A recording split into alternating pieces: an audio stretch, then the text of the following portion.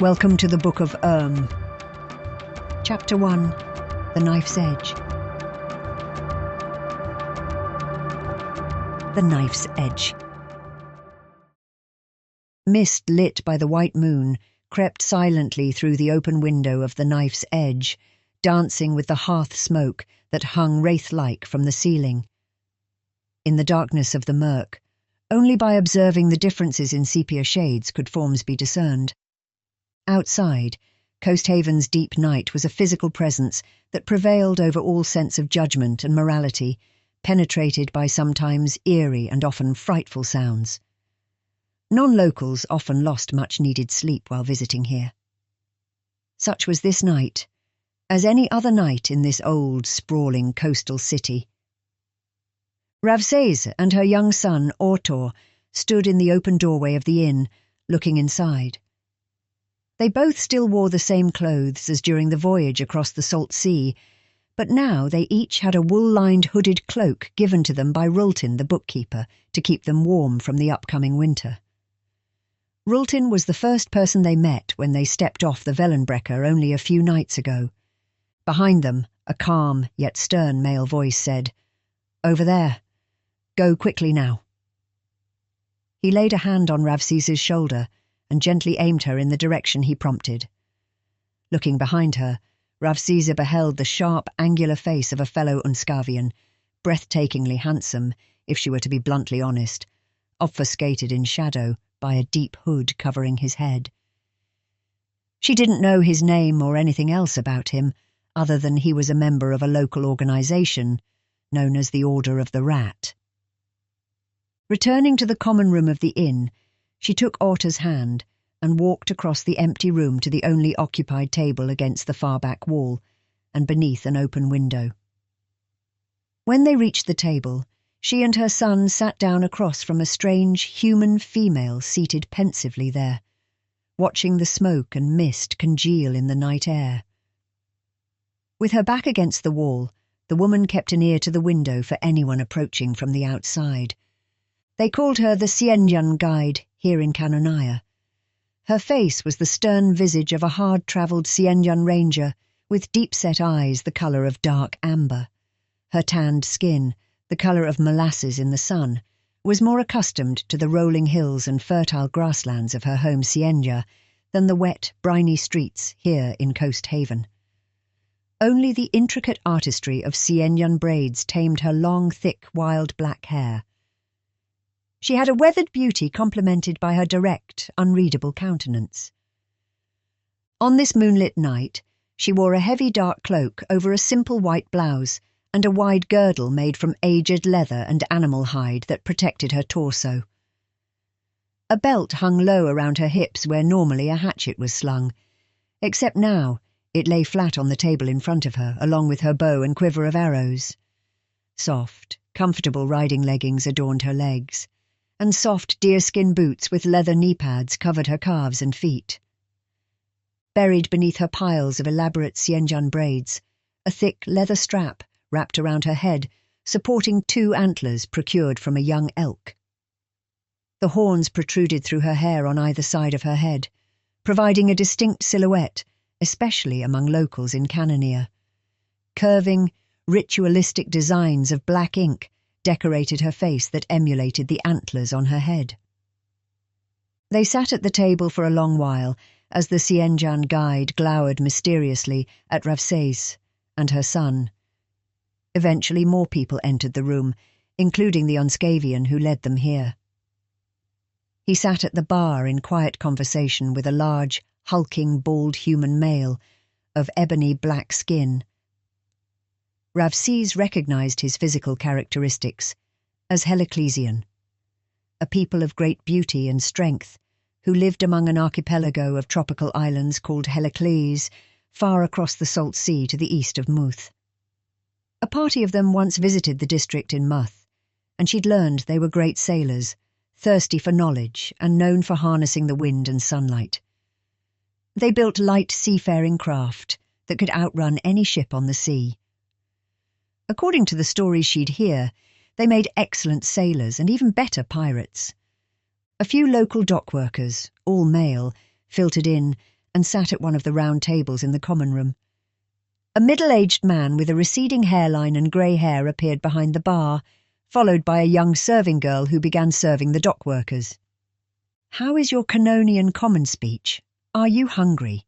the elk-horned female quietly asked, using the common tongue that many cultures in the world adopted for cross-cultural communication. "My understanding of Low Canonian Common is fine, I suppose. Enough to get by, at least," said Ravziz in the common speech. "As for food, not counting the scraps in the Wellenbrecher, we haven't had a meal since... She couldn't remember the last time she or her son had real food. "We'll have that fixed then," said the Xianjian guide. "Violet, over here when you're able, please. 2 full plates for my guests, and I'll have the rabbit. 2, actually. Lightly seasoned and cooked crisp. You know how I like it." The Canonian server looked over at the Xianjian woman and nodded. Once she completed taking her customer's order, she hustled across the room and into the kitchen behind the bar. The Xianjian woman returned her gaze back on Ravzize. "It's late for dinner, and nothing's open after the sun sets in this city. Too dangerous to be walking about, but you're in the knife's edge. The rat will look after us." Ravzize allowed a few moments go by while listening to the quiet murmur of the room before she spoke. Are you our Xianjian guide?" she asked. The woman snorted while tapping her antlers with a finger and said, "What gave it away?" Seeing the blank look on Ravzize's face in response, Piecora gave a more direct answer. "Yes, my name is Piecora. I'm to take you and your whelp across the wildlands. It's quite an adventure, you know." "I'm Ravzize, and this is Otor. We've already had quite an adventure, thank you. In just getting here, to be honest," said Ravzize. "As I've been told," Piecora said, "it's a hard voyage across the Salt Sea, even in ideal conditions for legal passengers, from what I've heard. I understand you both have endured a lot already." I don't know what's happening," Ravzize stammered. "We've been through so much. I don't know who to trust. Nowhere is safe." The food arrived then. 2 heaping plates of cooked fish, bacon caramelized in local mead, boiled seasoned potatoes, steaming crispy biscuits, butter and milk, and a bowl of blackberries were placed before her and her son. A pot of hot water for tea came for the adults, and a mug of crushed blueberries was set in front of Otor. Violet placed a plate of 2 lightly seasoned rabbits before Piecora, as well as a hot mug of spiced cider. She gave Piecora a quick wink before returning to the bar. Piecora took a deep breath from the meal, smiled mischievously and said, "Ah, my favourite. This is why I keep coming back. Nothing like having someone else do the cooking, I travel all the way across the wildlands just for some bricklayer to cook my food. There's a certain joy in that. They cook fine rabbit here, but do you know where it's best served? In the wildlands. Everything tastes better out there. Rougher, but sweeter." She then tore into the meat with her knife and fork. Ravzize winced while she watched the Xianjian attack her food. There was a coarse wildness about her, as if she wasn't properly trained in table etiquette or how to use utensils. It felt both unnervingly foreign and secretly liberating at the same time. How could someone like this, with such disregard for social etiquette, especially that of the hallowed table protocols so enshrined within Muthan elite society, be so unthinkingly carefree with herself, especially as a woman, without being thrown out into the street and damned for life? It fascinated Ravzize, especially knowing that wealthy human Muthans thought the same about the Unskavia. Ravzize felt her son looking up at her. Like his mother, he hadn't touched his food either. She knew he was waiting for her to eat, because that's what children are taught in Muth, human or Unskavian. It didn't matter how starving he was. Suddenly, she realized that she didn't know what to do. All of the rules she grew up with and lived by were changed or thrown out altogether. How could she even think to survive out here in this wide-open world? Briefly, she yearned to be back in the mansion where everything made sense, with clear and established rules and enforced order. She began tabulating all of the perceived mistakes she had made since refusing Daglia's hand in marriage, everything that led her to this exact, unfortunate moment. "What are you waiting for? Eat, before it gets away," Ravsese heard Piecora say jovially from across the table. Shaken from her dark thoughts, she could only look back at the Xianjian woman wordlessly, while tears filled her eyes. She felt trapped, frozen within herself, and wondered if this is how Otto felt every moment of his young life. Piecora dropped her rabbit, shoved her chair back, and rounded the table to kneel between Ravsese and her son. The Xianjian put her arms around them both and said very quietly, "I need you to be strong for what's ahead, so you must eat.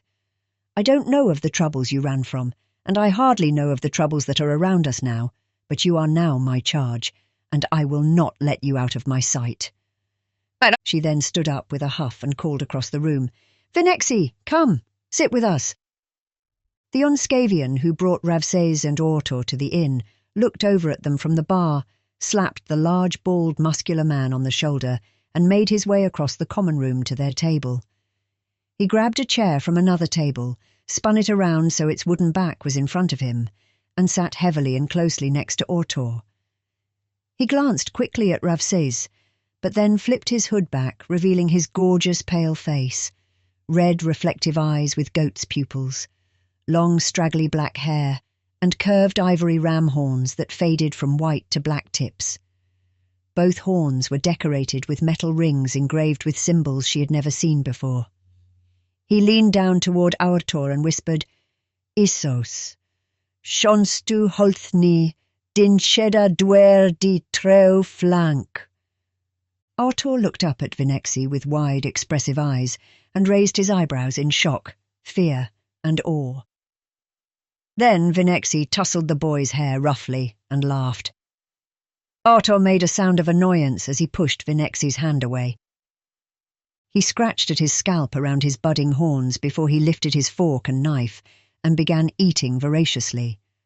Ravsese noted with some pride that even in the abandonment of table etiquette, her son still ate in a more civilized manner than their Xianjian guide. Piecora walked around behind Vinexi and wrapped her arms around his neck affectionately, kissed his cheek, then threw his hood back over his face. "Gotta hide those horns, you devil," she said mockingly, then returned to her seat and continued eating her rabbit. Ravsese felt completely isolated from the exchange that just took place, as no one paid any attention to her directly. And yet she was filled with warmth and comfort as she watched her son eat. She couldn't believe how effortlessly and instantaneously the male Unscavian named Vinexi, a lovely name at that, broke through her son's impenetrable fortress. Even the response of annoyance from her child was a small victory, as Otto felt comfortable enough to express himself outwardly so naturally and immediately. It was as if an older sibling had come to visit. Slowly she lifted her fork and began to eat her first hot meal in weeks. "What did you say to him?"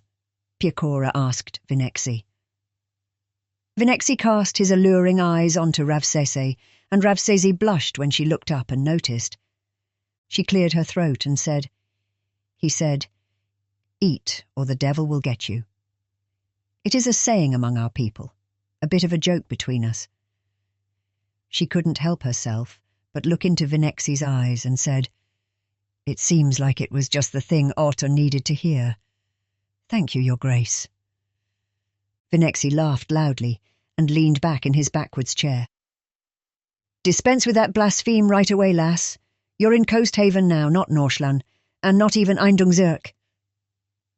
He then leaned forward against the table and said soberly, "You are free now. Truly free. It will take a while to get used to, I know." Ravsese absently forgot about the small morsel on her utensil as he held her eyes. Then, blinking, she tore her eyes away and asked Piecora, "Is he coming with us? To the wildlands?" Piecora lifted an eyebrow and smiled darkly as if holding back something only she found comical. and directed the question at Vinexi.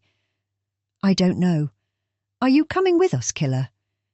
Do you miss the wildlands already? I'm certain they miss you." Vinexi kicked back his chair and spun it to its original table, saying, "Ah, and this is where I leave this conversation. Ho! This is my stop, driver. Stop, I say, I want off." He then whirled around to them, and with a sweeping gesture with his hand said, "By Serpendis, not all of the riches in Cynthia nor the blessings of Vioyen could make me set foot in the wildlands ever again. No, that is your place, Xianjian, not mine. Besides, I still haven't found my Alice." He bowed and said, "Now I must disappear, blend, and be like these miscreant Haveners. I bid you all a good night. Know that the rat watches over you, always." He walked across the common room and returned to the bar, where several other people gathered around the large, black-skinned, bald man. They laughed heartily at Vinexi's arrival. "He's good company," Ravses said between slowly paced mouthfuls. "Autor responded to him better than I've seen in...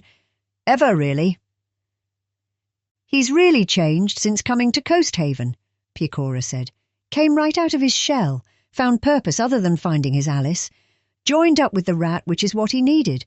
They take good care of him, and he serves them well." "Who is his Alice?" asked Ravsesa.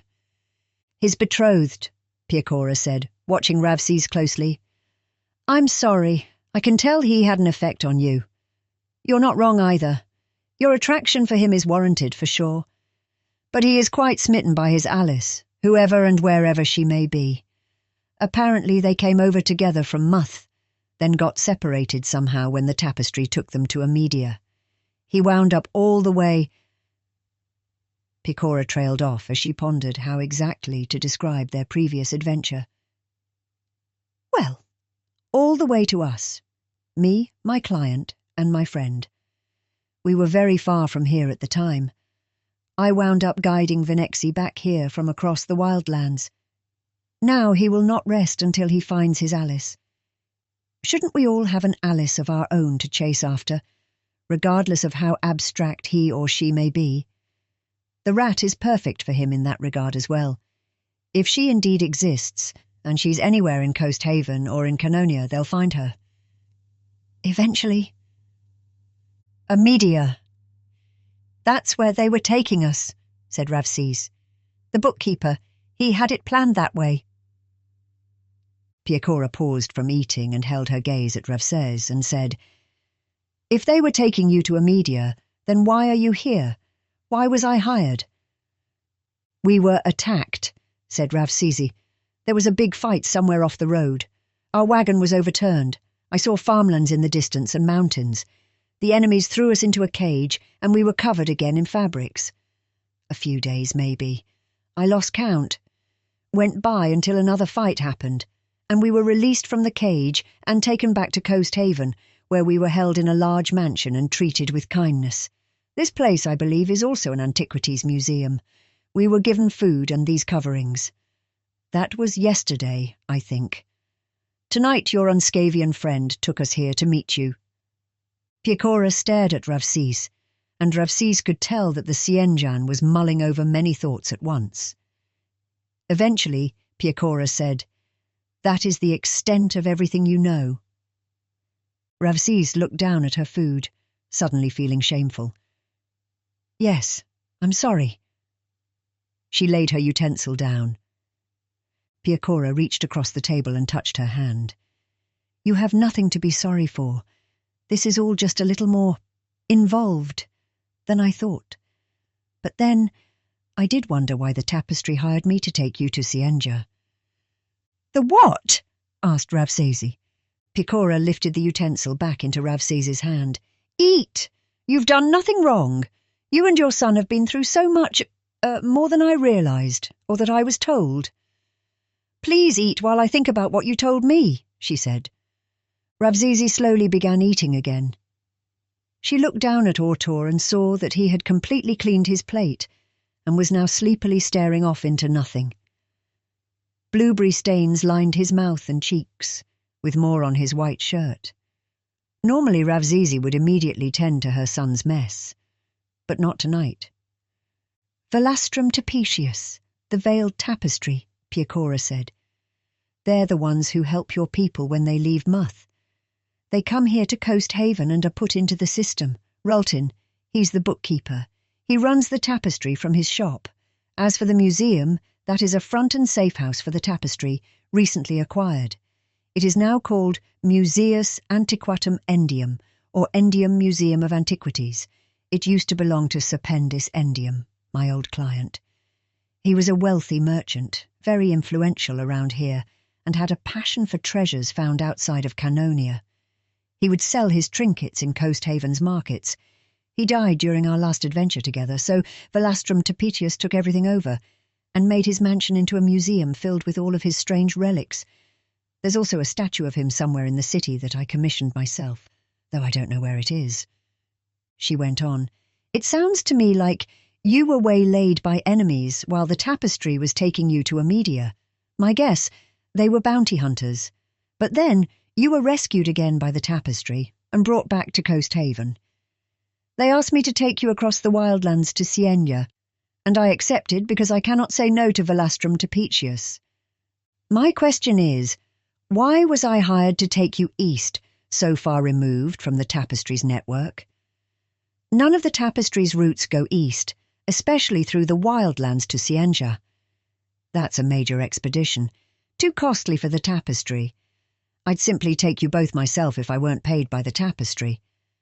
But since they hired me, I must work within their rules. Rultin spoke about none of this to me, and it's unlike him to keep secrets. Or maybe I've been wrong about him all along. I swear I'll never understand Canonians. Maybe I'm the fool in all of this."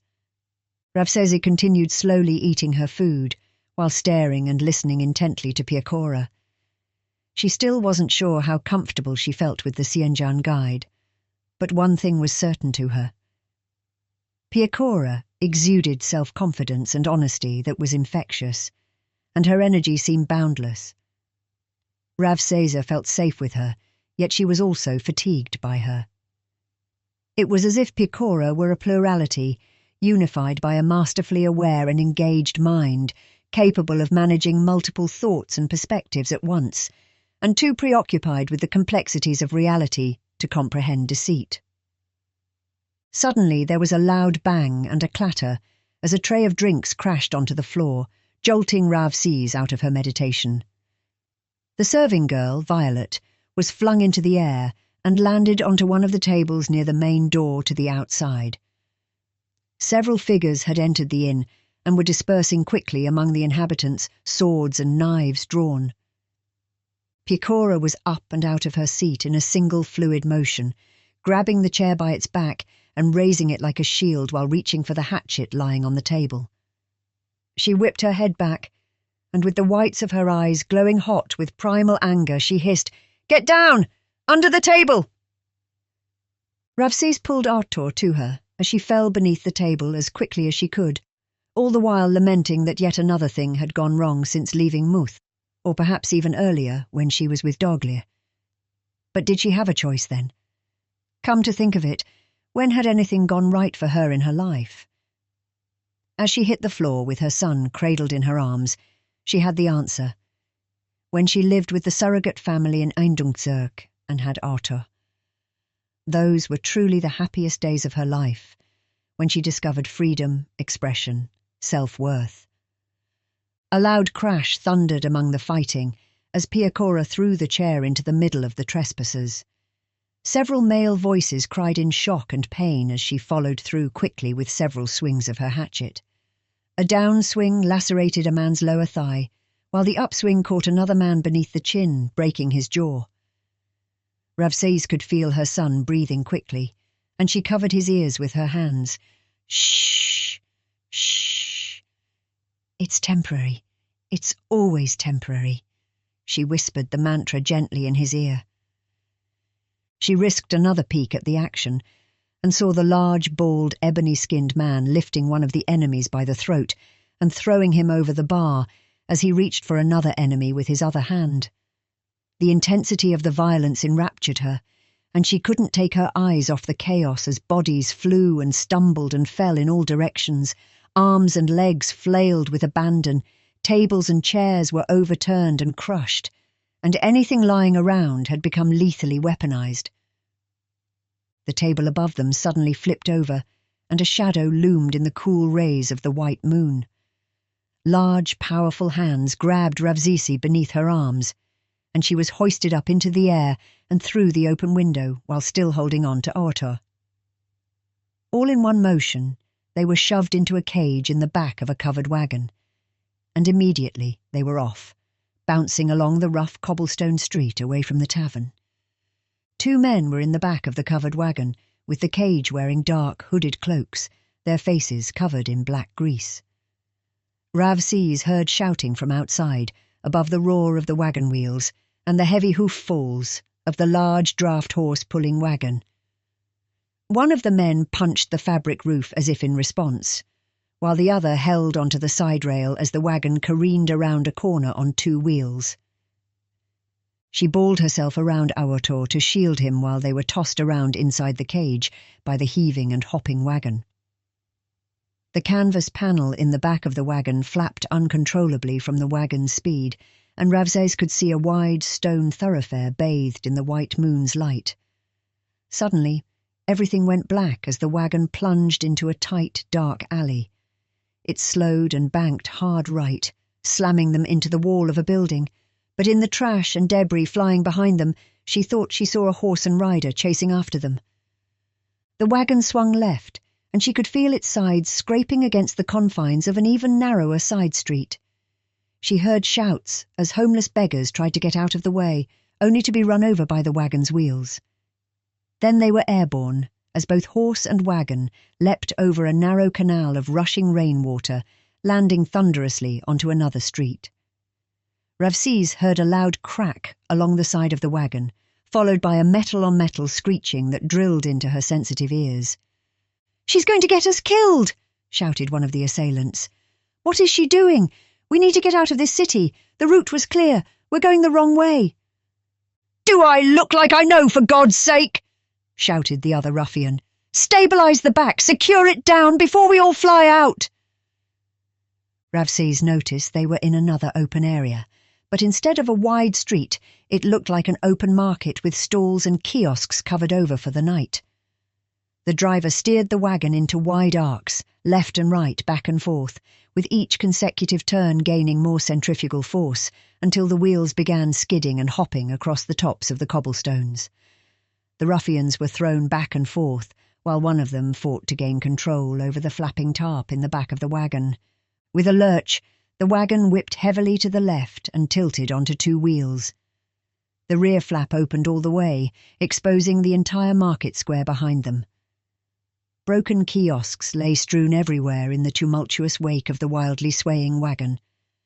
Among the debris came a lone rider on a large auburn horse, chasing after them at full gallop. Then, from behind the horse and rider, came a dark speck flying at dizzying speed. Before she could analyse what it was, it landed squarely into the chest of the man wrangling with the open canvas tarp flapping behind the wagon. To her shock, she saw it was a small bird, a raptor in fact, with its talons pierced deeply into the man's ribs through his leather doublet. The man cried in pain as the falcon beat its wings frantically, tearing away from the man with rivulets of blood and meat streaming from its claws. The bird flew up and out of view, just as the pursuing rider rose up and straightened their legs, gripped the horse with their knees, and raised a bow at the back of the wagon. The hoodlum grabbed onto the metal frame of the wagon as he was almost thrown out, but then Ravsese heard a wet puncture sound, and the man coughed as if he was kicked in the sternum. Another arrow quickly landed into the thug, and Ravsese watched in horror as he let go of the wagon frame and fell bonelessly onto the cobblestone ground behind the wagon. Somewhere above in the night sky, she heard the shriek of a bird of prey, long and piercing, drifting from right to left, keeping pace with the wagon. They suddenly swung hard to the right, and the cage was thrown against the side of the wagon. The horse and rider disappeared from view as the market square, littered with broken stalls, whipped violently to the left. The The remaining thug reached behind him, pulled a large crossbow from a pile of equipment in the front of the wagon, and began cranking it with a heavy bolt. The wagon slammed against a wall on the right side, and Ravzizi saw they had once again plunged into another side street. Ropes of laundry and banners hung suspended in the air above them. The remains of buckets, barrels, fishing equipment, nets, oars and pieces of splintered wood flew behind them on either side, as the charging horse and wagon crashed through the alley with heedless abandon. Something heavy landed onto the canvas roof of the wagon, and she looked up to see several depressions dancing together above them. The horse and rider were right behind them again, appearing from a perpendicular side street and turning hard to chase the wagon with expert horsemanship. For the first time, she noticed just how huge the horse was, perhaps even larger than the draft horse pulling the wagon, and how small the figure was riding it. Pieces of barrel debris and fish netting glanced off the chasing horse as the rider ducked low and leaned to the side, one arm gripping the reins, the other holding the bow. Now that Ravziz had a better look at their pursuer, she gasped when she saw the rider's silhouette composed of elk antlers worn on their head, accompanied by wild, braided hair, whipping in the turbulence. "By all devils of my ancestors, 'tis Piecora who chases us," Ravzizi said softly to herself. But then she heard a concussive thud behind her and a deep whoom right next to her ear as the remaining ruffian loosed the heavy bolt from his crossbow that he had just loaded. Piecora swiveled up from the side of her great steed, barely escaping the crossbow bolt's fatal impact. Ravziz whipped her head back and saw him already cranking another bolt into the crossbow. A leather-booted foot dropped down through the canvas roof above, followed by the rest of the leg wearing dark grey breeches. A loud tearing sound erupted as the entire figure then fell through the compromised canvas and landed heavily onto the top of the cage. From the base of the figure's spine and whipping around inside the cage was a thin, muscular tail, pale white with bony hooks and barbs. The Unscavian, Ravziz thought to herself excitedly despite herself. "Vinexi!" She yelped and cradled herself over her shivering young son, while still watching everything unfold above and around her. A narrow blade thrusted downward through the top of the cage, piercing through Vinexi's bicep. Dark blood ran down the rapier's metal as it was yanked back up. Ravziz looked up and saw Vinexi's enemy attack again with the sword, but just before the blade met his flesh, she heard another ripping sound, but this was different than the canvas tearing apart. This sounded more like wet meat being pulled apart. The rapier-wielding thug let out a blood-filled scream, and his eyes opened wide with catatonic fear. Black, shadowy tendrils lifted the thug by the torso and limbs, and then twisted all at once, leaving the thug's broken body to fall lifelessly behind the wagon, as Piecora's horse sidestepped it. A thick smell of brine momentarily filled the wagon before dispersing with the rushing winds, and the black appendages recoiled back into Vinexi's torso. Before Ravzizi could even contemplate what she just witnessed, the rogue in the back of the wagon stood up and raised a knife at Vinexi, dropping his crossbow to the side. And as Ravziz watched in helpless horror the knife swing downward at the Unscavian on the cage above her, an arrow with green and red flowing fletching sunk into his left cheek, spinning him around and sending the knife flying out of the wagon. Another arrow, nearly in the same wind stream as the first, struck the back of the ruffian's neck just as the entire wagon lurched to the right and lifted completely off the ground, rolling onto its side and crashing back down onto wet, tiled ground. The iron cage was thrown against the ground and broken beneath the collapsed wagon, its metal door flinging open. Ravziz bounced hard against the sides of the cage as she balled herself around her son.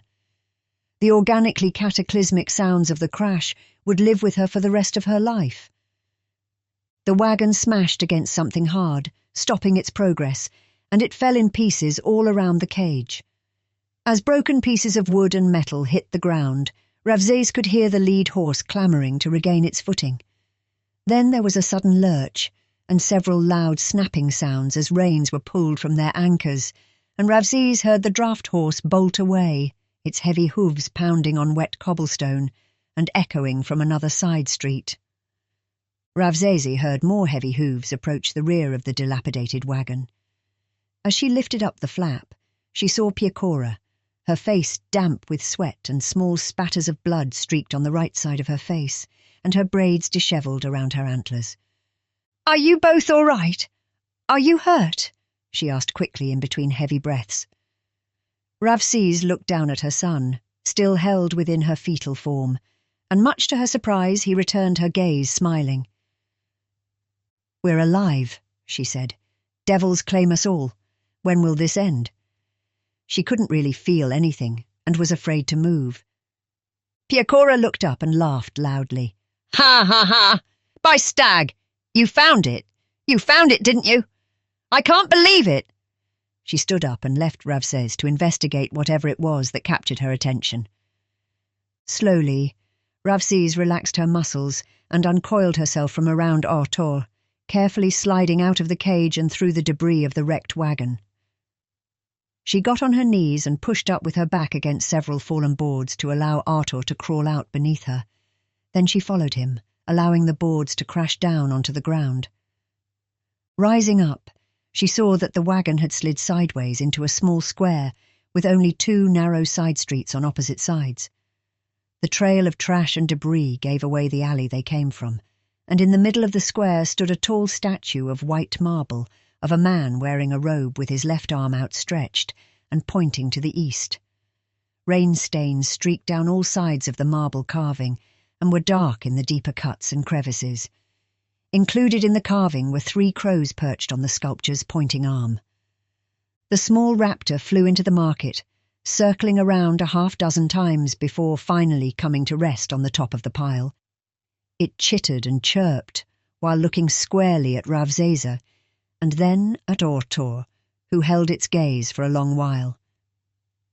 Ravzezi couldn't believe what she was witnessing and began wondering if this might all be a fever dream. Perhaps soon she'll wake up in her bed in House Veklish and be thankful that none of this ever happened. The wagon was entirely smashed against the statue, with broken boards and supplies strewn on either side of it. A wagon wheel had just come to rest after spinning near the opposite side of the small area, next to the opposing side street where the wagon's draft horse escaped. Piecora was admiring the statue as if she had created it herself. "You silly old merchant," Piecora mumbled to herself. "Piecora, help me with this, will you?" said Vinexi, standing up. He was on the other side of the wreckage from Piecora, near the front, so she didn't see him at first. Piecora came around and Ravzezi followed. "I found the driver," said Vinexi. "I'm going to lift, you pull them out. Hopefully they're alive enough to answer a few questions." Vinexi, his wounded arm saturated with blood and hanging limp at his side, grabbed a board with his other hand, moved his shoulder beneath it, then pushed with his legs. Slowly the pile of debris lifted, revealing black-gloved hand. Piecora reached inside and pulled the driver out from the wagon as the hood of their cloak fell back, revealing a young, beautiful human woman with smooth skin and long blonde hair tied tightly behind her head. Her face was badly bruised, and she couldn't open her left eye. Several areas of her dark clothing were damp from bleeding. "Alice!" gasped Vinexi with disbelief, hardly able to form the name in his mouth. Piecora gently propped the girl up against the statue's pedestal and quickly checked her over for breathing and a pulse. The girl groaned and slowly moved her head from side to side. "Alice Andreja." "I can't believe it," Vinexi said, rushing over and kneeling before the girl. His pale white tail whipped back and forth with worry and excitement beneath his torn cloak. "Gods, Alice, what were you doing?" The girl opened her one functioning eye and looked up to see Vinexi. Then quietly she said, "Gods? What know you of gods, devilkin?"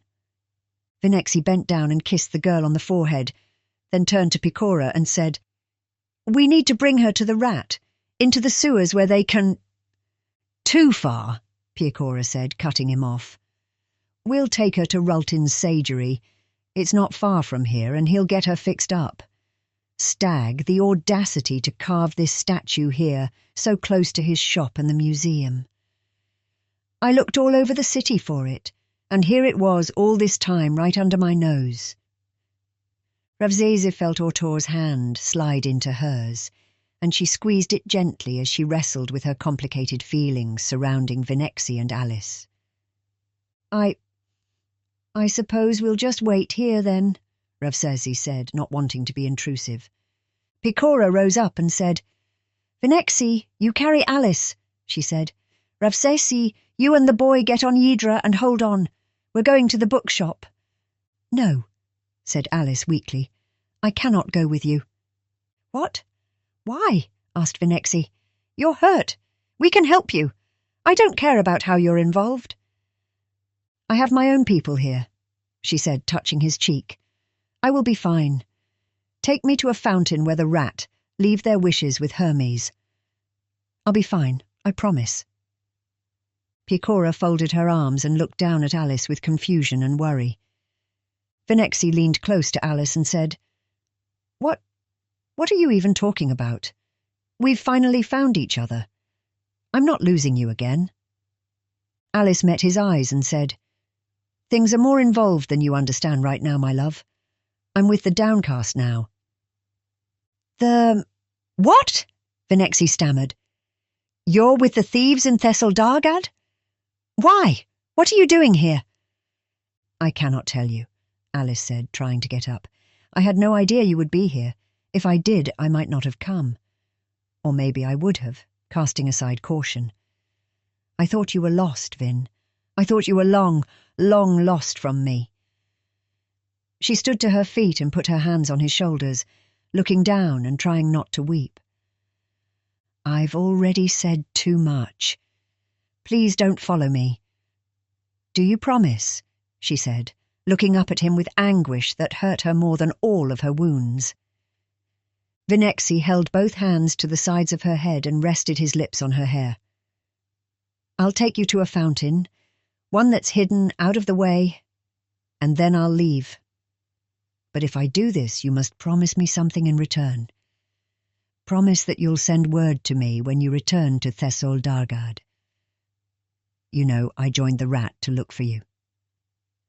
And I joined the Downcast to look for you, she replied. But I've learned much since then. Things that affect us both. In time, we'll talk more about it. I thought that once I found you, I could leave the rat and push this whole damnable chapter behind me, he said. We would go somewhere and be together, start a family, maybe in the foothills of Erithacnom, outside Coast Haven.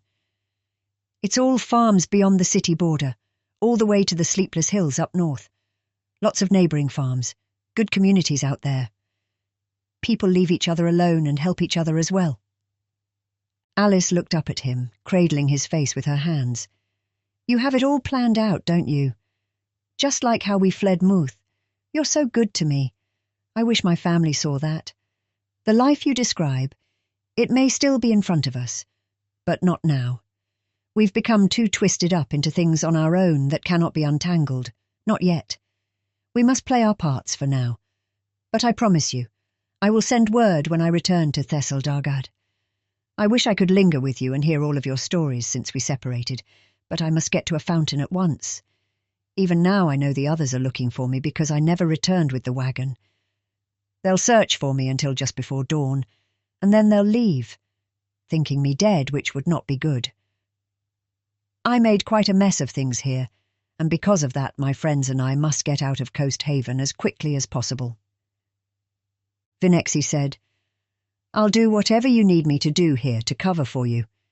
Just tell me what to do. He then looked up at Piecora and said, Take Ravsese and the boy to Rultin and try to get some answers out of the bookkeeper.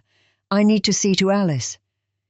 He then heaved a deep sigh, and holding Alice close in his arms, he looked at Piecora and said, Things are not how I wanted them to be. Are they ever? Answered Piecora. Then she turned to Ravsese and said, Let's get you to Rultin, clean you both up, and put you in some dry new clothes.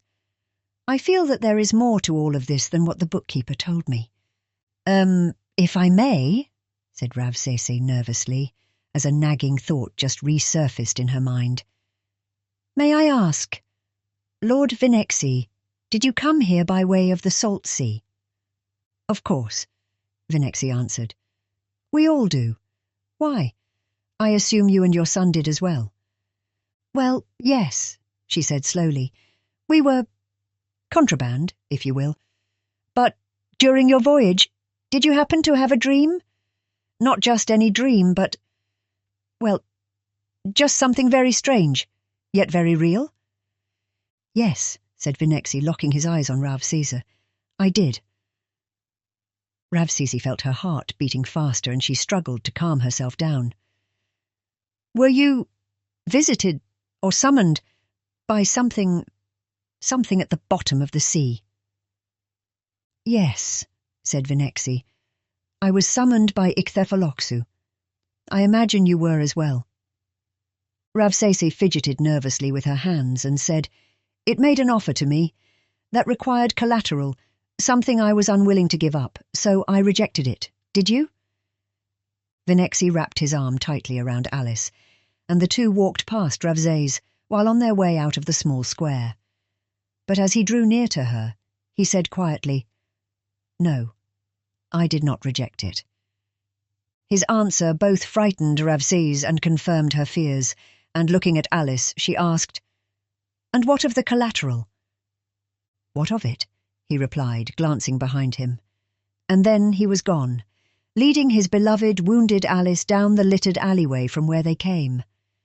Ravsese cast her worried look over at Piecora, but the Xianjian guide continued watching Vinexi and Alice stumble along the alleyway with the same look of concern as she had when they discovered Alice in the wagon wreckage. Thank you for listening to this chapter from the Book of Urm. If you enjoyed this reading, like and subscribe to our channel, and consider supporting us at the Book of Urm at patreon.com.